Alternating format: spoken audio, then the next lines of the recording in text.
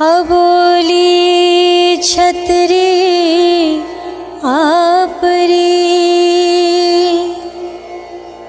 पण मूंगो इतिहास गोरारा करम गजब मरुधर री मधुमास। नमस्कार। माफ कीजिए, आपसे पूछे बिना मैं यहाँ आपके बीच आ गई। पहचानते हैं मुझे आप? नहीं ना?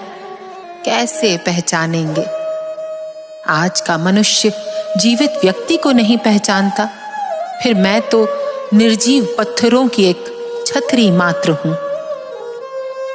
आपने कभी मुझे जानने की कोशिश ही नहीं की। देखते तो लगभग रोज ही हैं आप मुझे। पिछले 300 वर्षों से बहुत से लोग मुझे देखते आए हैं। शहर के बीचों बीच खड़ी मैं इस शहरी कोलाहल में खो गई हूं। कंगूरे टूट के बिखर गए हैं। गढ़े हुए पत्थर जिन्हें नाज था कि वो इस वंदनीय छतरी का हिस्सा है, आज वही पत्थर मेरी दुर्दशा देखकर रो रहे हैं। मैं गोराधाय की छतरी हूं। कौन गोराधाय? सुत मरवायो देश हित पाली पावन प्रिय मन भावन धन मरुधरा गोरा जसरागी। आप मुझे जाने न जाने, पहचाने ना पहचाने, मेरा सम्मान करें ना करें, पर मैं बड़ भागी हूं, क्योंकि मैं एक ऐसी वीरांगना के नाम से जानी जाती हूं जिनका एहसान ये मारवाड़ कभी नहीं भुला सकता। जिनके अपूर्व बलिदान पर जोधाने की नींव कायम है। धन्य है वो धरा, वो समाज, वो परिवार जहां ऐसी वीरांगना अवतरित हुई। सन 1646 में सैनिक क्षत्रिय समाज के रत्ना टाक के परिवार में गौरा का जन्म हुआ। उनके पिता जोधपुर के मेड़ती द्वार के भीतर रहते थे, जहां आज भी टाक सैनिक क्षत्रियों के परिवार रहते हैं। गौरा मनोहर गोपी भलावत की जीवन संगिनी बनी। उन्हीं के वंशज भलावत गहलोत परिवार आज भी मंडोर इलाके में रहते हैं। गौरा की इस कथा में कुछ और किरदार भी हैं। महाराजा जसवंत सिंह, मुकुंदास खींची, वीर दुर्गादास, और सबसे महत्वपूर्ण है वो काल, मुगल साम्राज्य के सबसे आतताई बादशाह औरंगजेब का काल। मुगलों के सर्वाधिक महत्वपूर्ण मनसबदारों में जोधपुर के राजा जसवंत सिंह जी थे, और उनके काल में जब बहुत भारी बखेड़ा अफगानों ने शुरू किया तो अपने सबसे विश्वसनीय जो सेनापति थे जसवंत सिंह जी, वो वहां भेजे गए। उन्होंने उस विद्रोह को लगभग शांत कर दिया, लेकिन भाग्य में कुछ और ही लिखा हुआ था, इसलिए वो वहां जबरदस्त बीमार पड़ गए और उनकी मृत्यु हो गई। महाराजा जसवंत सिंह की मृत्यु के बाद असमंजस में पड़े राठौड़ सिरदार दोनों गर्भवती रानियों को लेकर दिल्ली की ओर रवाना हुए। रास्ते में लाहौर के निकट रानियों ने 2 बालकों को जन्म दिया, दलथम्बन एवं अजीत सिंह। नवजात युवराजों को लेकर काफिला दिल्ली पहुंचा। सोचा तो था कि महाराजा जसवंत सिंह की स्वामी भक्ति का इनाम मिलेगा, लेकिन यहाँ की हवा में तो षड्यंत्र का जहर घुला हुआ था। तो बादशाह जिसके मन में कुटिलता थी और वो जोधपुर को हड़पना चाहता था, इसलिए उसने देखा कि वो अजीत महाराजा तो जाते रहे जसवंत सिंह जी, इस बच्चे को भी किसी तरह से अगर समाप्त कर दिया जाए तो जोधपुर का राज उनके हाथ में आ सकता है।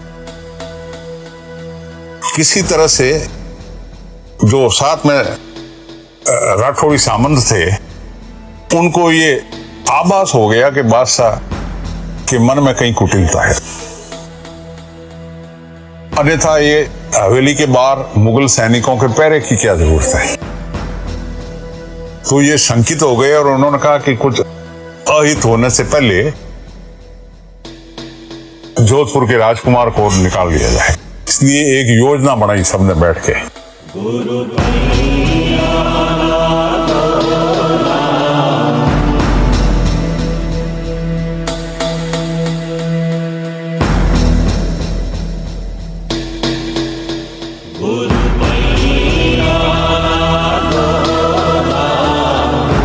उस योजना के अनुसार मुकुंदास खींची का एक पार्ट कर दिया गया, दुर्गादास वगैरह दूर सैनिकों को लेके खड़े हो गए। गोरा दाय को ये काम सौंपा गया कि वो अंदर से, अभी तक तो राठौड़ों के पास ही था, औरंगजेब ने उसको छीना तो था नहीं, इसलिए उस बच्चे को बदला के लिया हुए अपने बच्चे को उसकी जगह सौंप दे। गोरा दाय जो रूपा टाक की बेटी थी, इसकी माता दाय थी असल में अजीत सिंह जी की। ऐसा चांस बना हुआ था कि जिस आयु के अजीत सिंह थे उसी आयु का कुछ चंद महीनों का बच्चा गोरा दाय के था। गोरा जो है वो सफाई वाली महिला का टोकरी ऊपर रख के झाड़ू हाथ में लेके और चुपचाप चली। उस समय सैनिकों का जो बाहर सैनिक थे उनको व्यस्त करने के लिए मुकुंदास खींची सपेरा बन के वहां उनको उलझाए हुए रखा।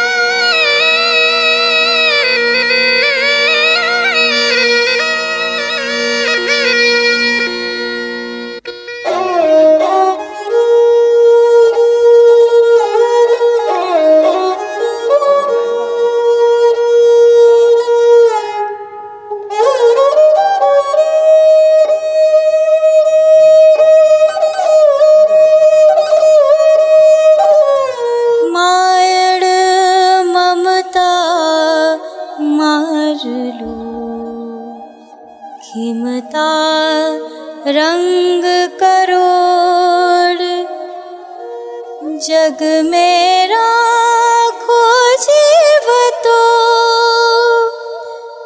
मरुधर रो सिर मोड़। संसार के किसी भी इतिहास में ऐसा त्यागपूर्ण आख्यान नहीं मिलेगा। अपने हृदय के मातृत्व को कर्तव्य की आग में स्वाहा करके तुमने अपनी दुर्लभ स्वामी भक्ति के बल पर राठौड़ राजवंश के सिरमौर की रक्षा की। गौरा, तुम्हारा शत शत वंदन। जमवारो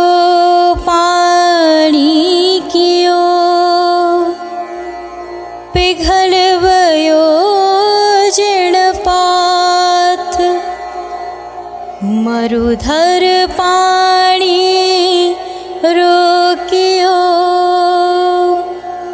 बिन हाथों भर बात।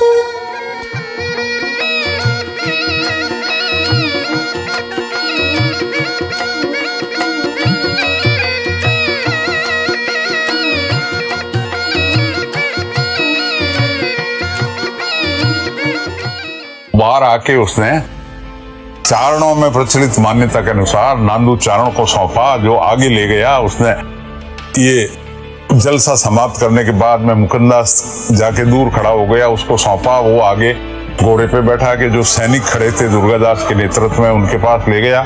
वो सब मारवाड़ की तरफ भागने शुरू हुए। इतिहास का सबसे दुखद पहलू ये है कि आम आदमी का कोई इतिहास ही नहीं होता, लेकिन गौरा माँ के अतुलनीय अभूतपूर्व त्याग को सम्मान दिया राठौर राजवंश ने, और जीवनदायिनी गौरा माँ के सम्मान में गौराधा बावड़ी का निर्माण करवाया, जो कालांतर में गोरुंदा बावड़ी हो गई और शहरीकरण के दलदल में फंस कर रह गई। माँ गौरा राठौर राजवंश के पंखों के नीचे बहने वाली वो पवन है, जिनकी शक्ति से ये पक्षी आसमानों की उड़ान भरता रहा है। इसी शक्ति के सम्मान में मेरा भी निर्माण हुआ। गौरा माँ के अभूतपूर्व बलिदान की महिमा बनाए रखने के लिए ही मारवाड़ के राष्ट्रगीत धूसों में उनके त्याग का बखान किया गया, जो जन जन के अंतस में आज भी बसा हुआ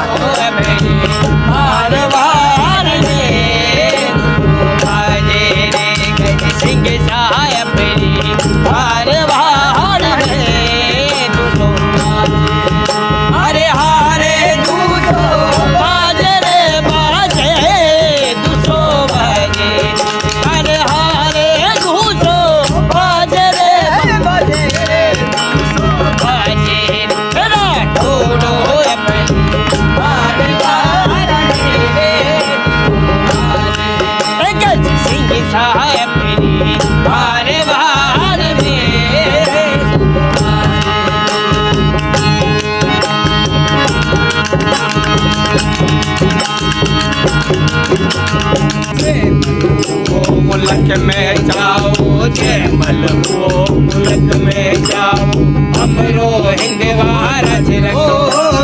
जयमल वो मुल्क में जाओ, हमरो हिंदवार रखवा। मुकन जदे गो राजसदारी, मुकन जदे गो राजसदारी, मुकन जदे गो राजसदारी। इन दूर गो राखो अजबात, दूसो बाजे राठौड़ो अपनी मारे वाड़ में। 200 बाजे राठौड़ो अपनी मारे वाड़ में के 200 बाजे रे। कैसी विडंबना है कि राजवंश याद रह गया, उनके युद्ध, उनकी विजय पताकाओं का फहराना याद रह गया, लेकिन उस समाज की संचार शक्ति माँ गौरा को भूल गए। आज गौरा मूक खड़ी है, उनकी पीड़ा समाज से प्रश्न कर रही है कि इतने बड़े बलिदान के लिए वो सम्मान की हकदार है या युगों से होती आ रही अवमानना की। आपसे विनम्र निवेदन है हम पत्थरों का कि माँ के इस बलिदान का सम्मान करें, पहचाने अपने अंदर छुपे बलिदान के जज्बे को। कलयुग के इस अंधे मोड़ पर खड़े होकर माँ गौरा को भुला देना तो सबसे आसान होगा। अगर मानव जन्म लिया है तो गौरा माँ के सम्मान में खड़े होइए। राजनीतिक नारों की जगह बलिदानी नारे बुलंद कीजिए। माँ गौरा को नमन कीजिए, नमन कीजिए, नमन कीजिए।